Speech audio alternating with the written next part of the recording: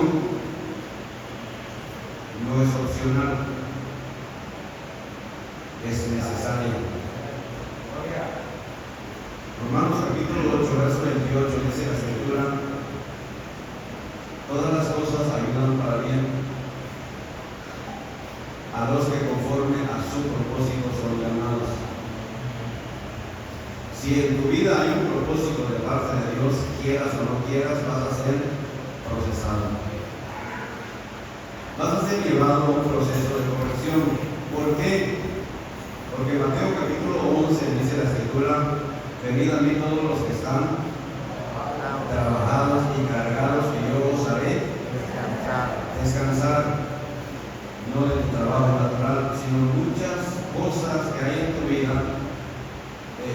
emocional, moral, espiritual, social, económico, de muchas maneras que causan una presión y te van llevando a veces a caminos no deseados.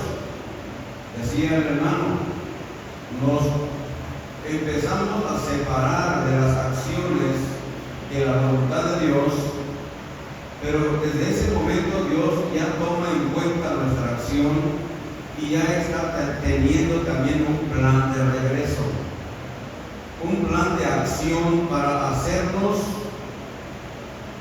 reconocer que salimos, que hicimos lo incorrecto y renovar nuestra fuerza para poder llegar con más ánimo, más gozo, más entrega delante del Señor. Es necesario que el apóstol Pablo dijo que es necesario que pasemos por diversas pruebas. Es necesario. Porque cuando nosotros estamos en el mundo, el salmista dijo que ya entramos al mundo y nos contaminamos. Porque Efesios capítulo 1, verso 4 dijo que Dios nos escogió en Él antes de la fundación del mundo. Luego dice, para que fuésemos hechos santos y sin mancha delante de Él. El propósito es ser santo y sin mancha delante de Él. El problema es que cuando entramos al mundo, cuando el doctor dice nacido vivo y el niño grita, desde ese momento y un poco antes, 9 meses antes, el salmista dijo un verso. ¿Qué dijo? En maldad he sido formado y en pecado me concibió mi madre. Resulta que tú, estando con el Señor allá en el Espíritu, en las regiones celestes, dice ella, Efesios 1, te escogió allí.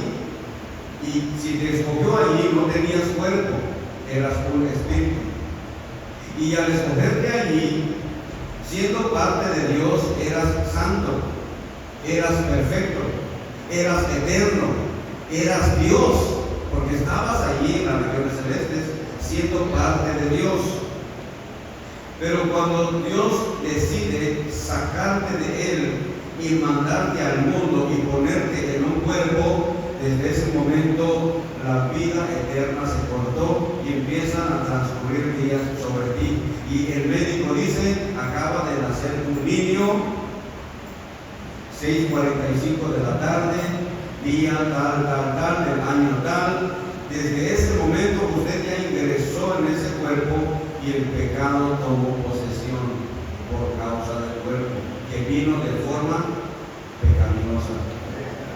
El espíritu queda sujeto allí y ese espíritu empieza a desarrollarse conforme va creciendo el cuerpo y va adquiriendo costumbres, conocimientos, anhelos y muchas cosas.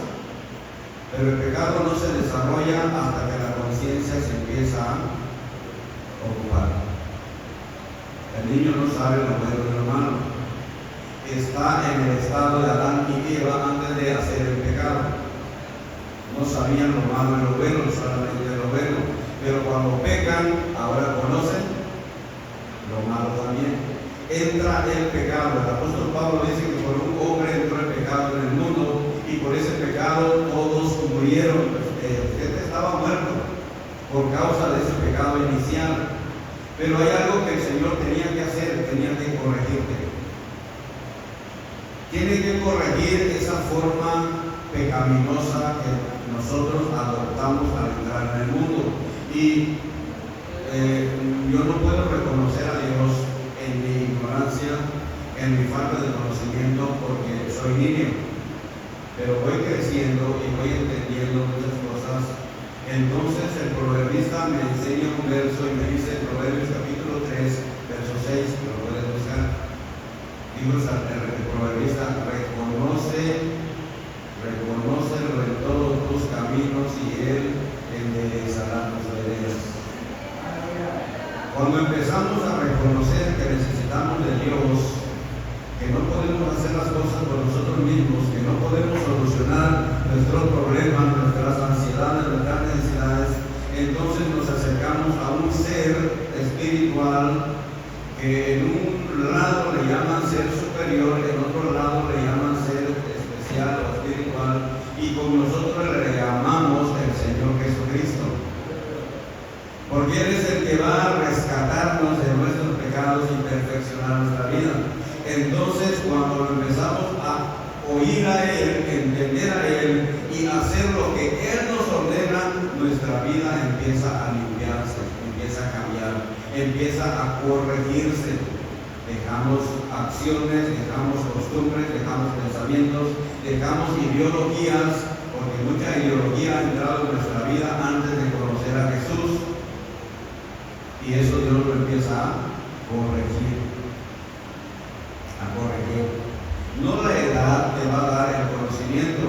Jesús se acercó a Nicodemo y le dijo, es necesario que nazcas de nuevo. Y Nicodemo dijo, ¿cómo puede el hombre siendo viejo volver a nacer, meterse al vientre de su mamá y nacer otra vez? Error. Él estaba en un conocimiento natural, moral y social, terrenal, pero no tenía conocimiento espiritual.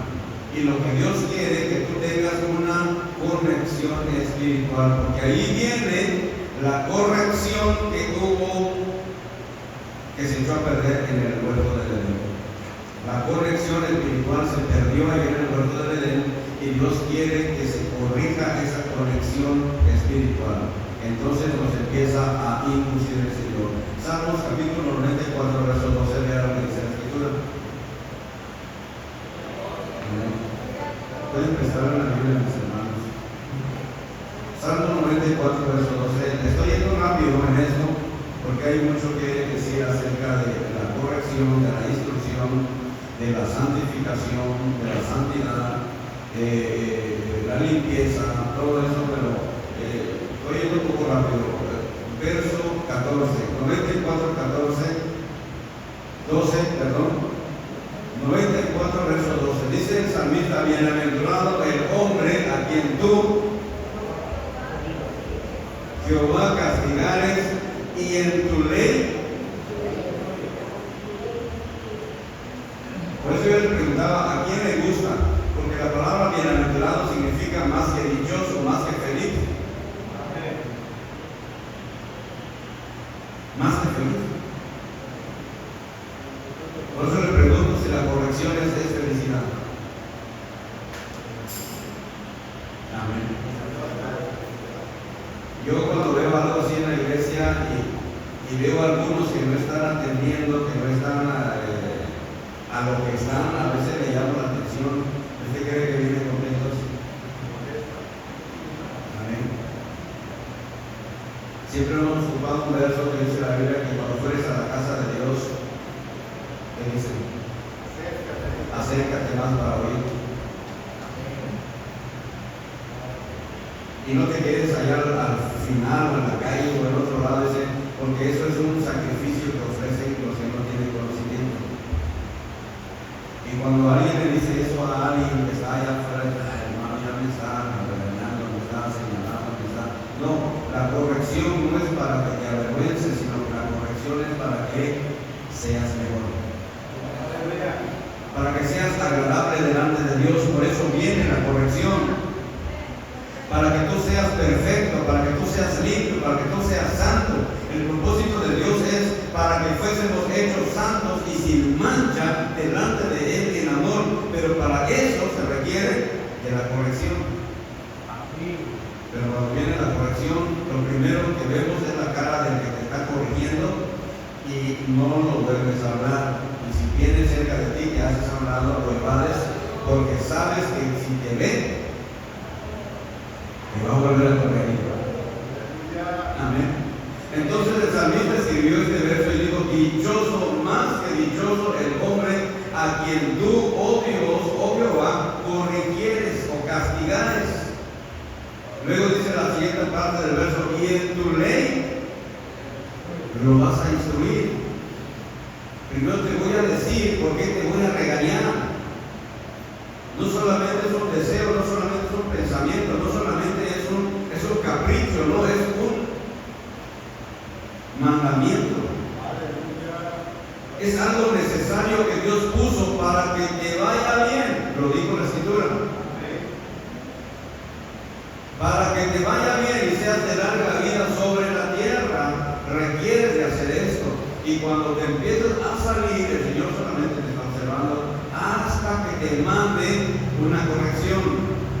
La pregunta es: ¿cómo quieres la corrección? ¿Cómo quieres la corrección? La corrección es gradual. Es gradual. Un consejo es una corrección. Pero depende de ti si lo agarras o no lo agarras. Es una corrección.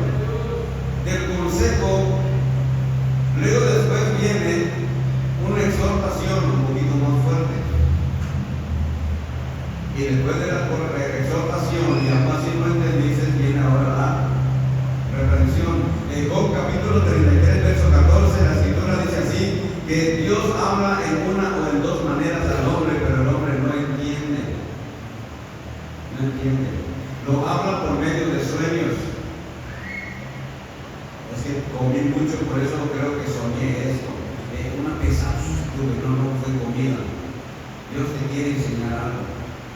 Por visión nocturna, una visión, Dios te puede parecer que está viendo una película y Dios te está enseñando algo para que entiendas que algo quiere modificar en tu vida. Pero tampoco preguntas qué significó tu sueño. Tampoco preguntas qué significa tu visión, que la quedas a ti mismo y te imaginas qué pudo ser y sigues viviendo normal, la gente está al lado.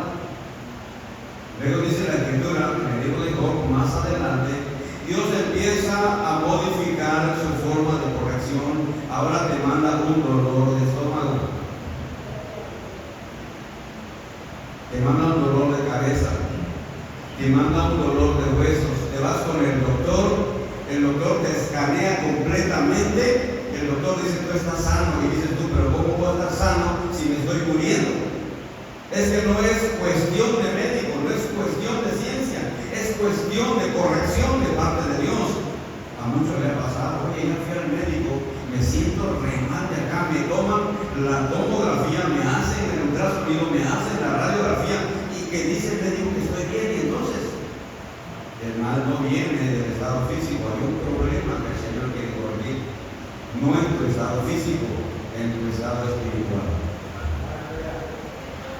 Pero ocupa lo físico para hacerte entender lo espiritual, porque en lo espiritual no lo vas a sentir. En lo espiritual no sientes, no hay dolor, porque el Señor le dijo a aquellos: porque cuando estemos en el sistema espiritual, dice, seremos como los ángeles. En el sistema espiritual no existen esas sensaciones, pero en lo físico sí hay. Y ahí viene la corrección de parte de Dios. Pero dichosa la persona que recibe corrección de parte de Dios, porque también a veces, como dijo el hermano, es el diablo que está haciendo todo esto. Cuidado, no siempre es el diablo el que actúa así. También Dios te envía corrección. Te envía corrección para que mejores tus caminos. Y el diablo dice: yo te culpa de Dios. Amén. Dijo el Señor: yo castigo al que amo. La corrección, no menosprecies la corrección del Todopoderoso, dijo la Escritura. Por el Señor: dichoso a aquel quien castiga a Dios. Dichoso. Porque luego que lo castiga, le dice, mira, te hice esto porque me fallaste en esto, porque quiero que mejores en esto, porque quiero limpiarte de esto, para que tú no seas condenado juntamente con el mundo, para que el pecado y la falta que tú hiciste no te lleve al infierno, sino que te lleve a una redención, a un gozo eterno. Pero el Señor dice más adelante, verso 14, porque en 13, ¿para qué lo hace? Para tranquilizarle en los días de aflicción, en tanto que para el impío se cava el hoyo. Cuando el justo es castigado, ¿qué dice? Cuando el cristiano es castigado, ¿qué dice? Mi pecado no está castigado. O dice, gracias a Dios que me está corrigiendo. La misma acción, pero diferente forma de percibirlo. Salmo capítulo 90. Con ese verso vamos a terminar. Salmo 90.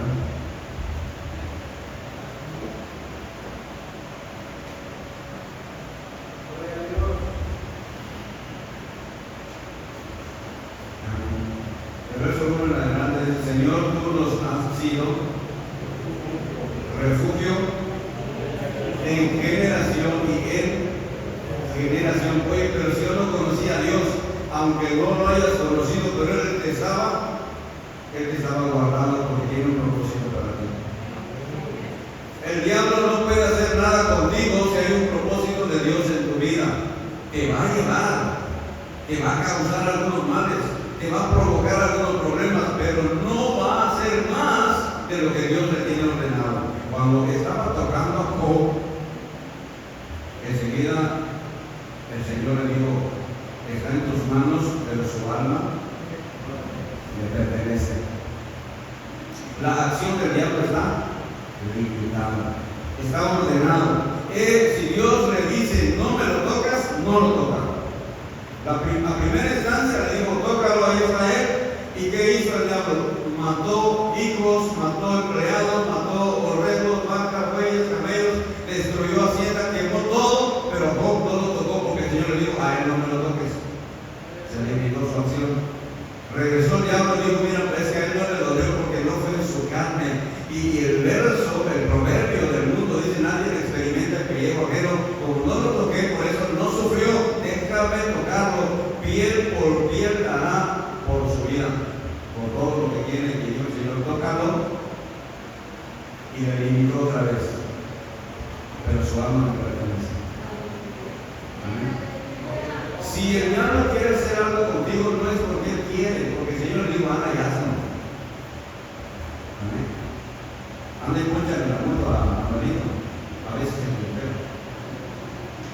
Dice: bueno, ya arreglé la llanta, pero mañana estamos listos para servir al Señor. Amanece y dice: quémale la vía para que no arranque. Y no arrancó la moto. Ay, Señor, y ahora dice el hermano Ignacio: gloria al Señor, lo vamos a hacer en victoria. Y quiere irse a su casa y se revienta la manguera de alrededor. Pero el diablo no. Digo: Señor, anda y tócalo. Quiero ver qué tanto me ama, qué tanto es su confianza en mí, qué tanto es su fe, qué tanto es su paciencia, qué tanto es la esperanza que Él dice que tiene. Ahora lo voy a probar. El Señor te empieza a llevar en su proceso. Amén. Y cuando entiendes lo que Dios está haciendo, dice: bendito sea el nombre del Señor, porque Él está haciendo algo en mi vida, porque tiene un propósito para mí. Amén. No me quiere dejar como estoy. Dice que me falta fe, me tiene que meter un problema. Dice que no tengo paciencia, me tiene que meter una necesidad. Dice que me está faltando algo, el Señor me está induciendo para que yo lo busque, porque Él me ama, quiere que yo sea mejor. A su nombre. Es lo que Dios quiere para tu vida. Pero nosotros como humanos decimos: me levanté con el pie izquierdo, tengo mala suerte, ahora sí no sé qué hice, que todo me sale mal. No, no es que todo te sale mal, el Señor te está probando, porque estás confiando en lo que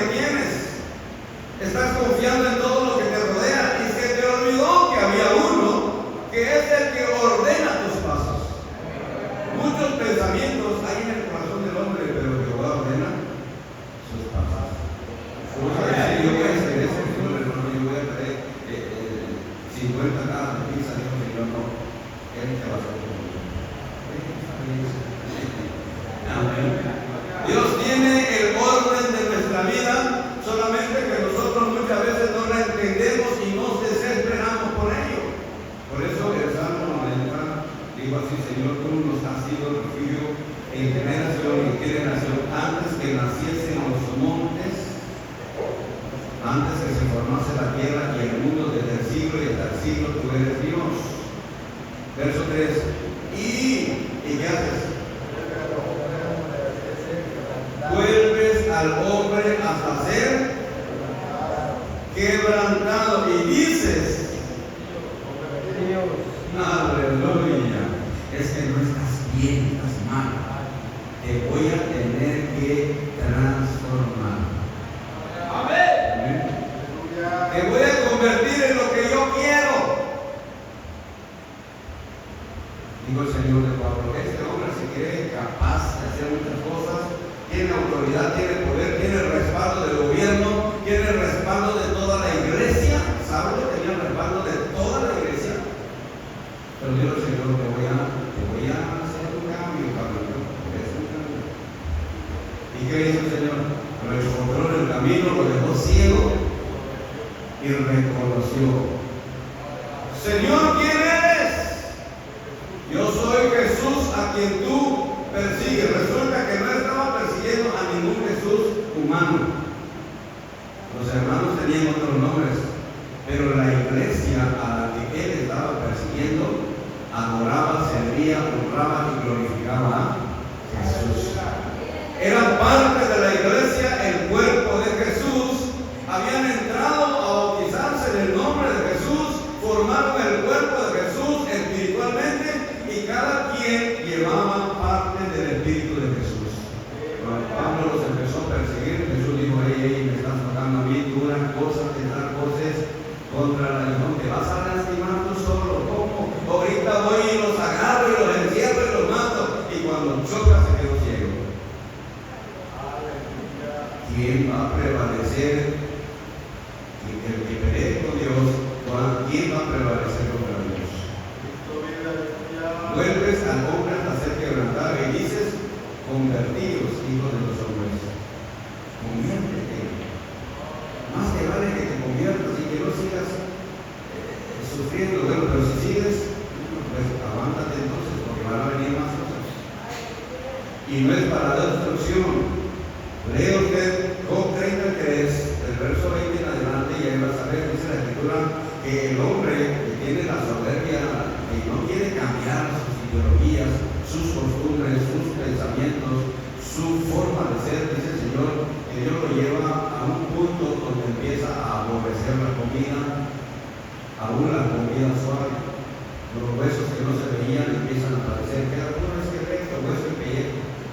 Queda posado en su cama, lleno de dolor, no se puede mover, porque hay algo arraigado allí que se llama soberbia. Y el Señor lo tiene que someter a un proceso tan profundo para arrancarlo de allí, hasta que digan. A veces decimos, es fácil decirlo, pero a veces a muchos les cuesta decirlo. Reconocer. Pequé, Señor. Pequé, pervertido, recto, y no me ha aprovechado. Perdóname, Señor. Entonces la Escritura dice: Dios restituye su justicia a ese hombre y lo levanta otra vez y se vuelve a meter con los hermanos a adorar a Dios. Amén.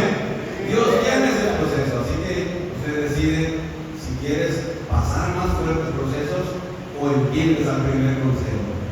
Oye, Señor, Dios te bendiga en esta noche, Dios te guarde y sigamos orando los unos por los otros en el nombre de Jesús, y que el Señor nos ayude a aceptar la corrección bien, de una manera perfecta, porque el Señor nos ama y no quiere que perezcamos juntamente con el mundo. Amén.